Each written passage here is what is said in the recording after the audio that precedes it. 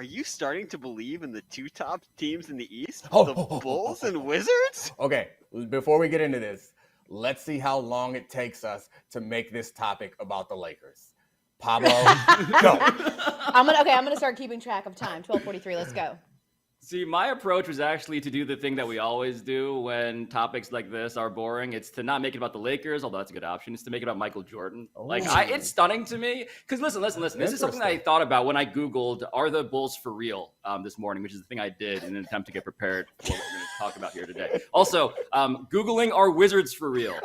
Very different set of results. A lot of people genuinely believe that there is a scientific debate about wizardry. But the Bills and the being back of them, as Tim Hardaway Jr. has now put it, it's crazy that Michael Jordan and the Bulls are perhaps the preeminent thing we always talk about in sports. They're the gold standard, right? But for 23 years since, Jordan left and stuff, no one actually seems to care about them at all. Yeah. Like I understand people in Chicago do, but we care about the Cowboys, we care about the Lakers, as Domonique just said. We care about these big franchise brand names, but save for that 1 year Derrick Rose won MVP, the Bulls, who have not made the postseason since 2016-17, they have been shockingly irrelevant. And so what they're doing right now, maybe sharing a question for a debatable topic with the Wizards, is not progress, but it's something, man. It's impressive that suddenly the Bulls are relevant. I just that's impressive, because I thought that generally we're not going to want to talk about the Bulls and the Wizards, so we're going to pivot to the Lakers as quickly as possible because of so many Lakers on both rosters that are playing well. Takes. But Pablo, instead of actually talking about the guys on either team or the success that they had, this man went back to the 90s and made it about the star of stars, Jordan. Can we give them some actual respect, or we're just going to find a way to make it about someone else? 100%. And I would say your theory is interesting, though, because most of us were coming into our sports fandom in the 90s. So now many people who were watching that then are in charge of media or involved in media. You would have thought that the Bulls would have imprinted on us in some way that would be lasting, but nobody cares about the Bulls unless they're good. I think too, though, when you talk about the Cowboys, because you're right, they're still sort of chasing the glory from the 90s too, but they've got their centerpiece is Jerry Jones. If you take Jerry Jones out of the equation, maybe they're not as relevant, right? And I think that's they're missing that central figure. But to your point, this idea of the Bulls are back to what?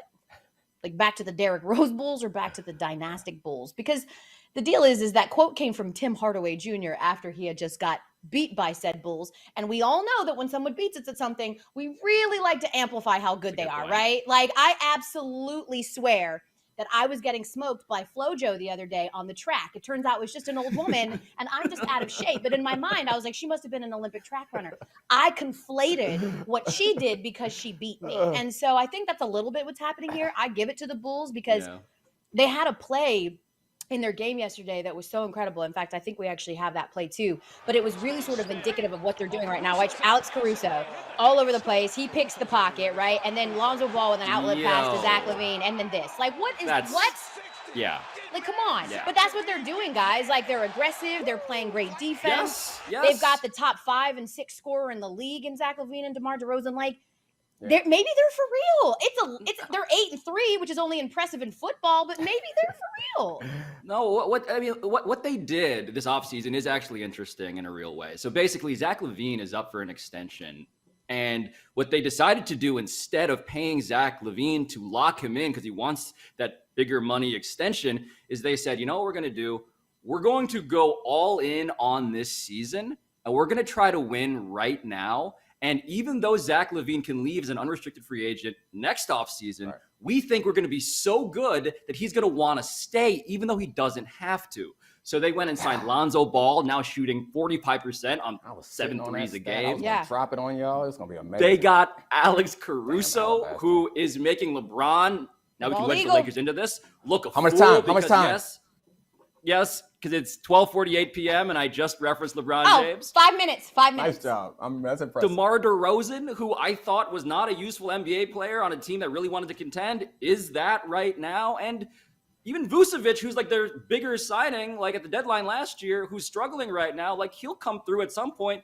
And it's impressive that they have a team that actually might just convince a legitimate All-NBA guy to stay after, not paying him. No, I mean, that's an wild interesting to me. strategy because I don't even know if they want to convince him to stay, but they realized that they didn't want to build a team around him being highly paid. So they're like, let's go in now and then we'll figure it out after that. But after this success, maybe they do get him to stay. But as a resident of DC, like, we have to give the Wizards some love too. And on your LeBron conversation, Kuzma's found something good and Harrell is contributing. Like, you look at all the people that LeBron has moved out of LA, like, you would think that these are people that would be pretty useful right now. But yes. The Wizards are not championship contenders. I don't think anyone in this city expected them to be any good, but they're doing something well right now. Thanks for watching ESPN on YouTube. For live streaming sports and premium content, subscribe to ESPN Plus right now.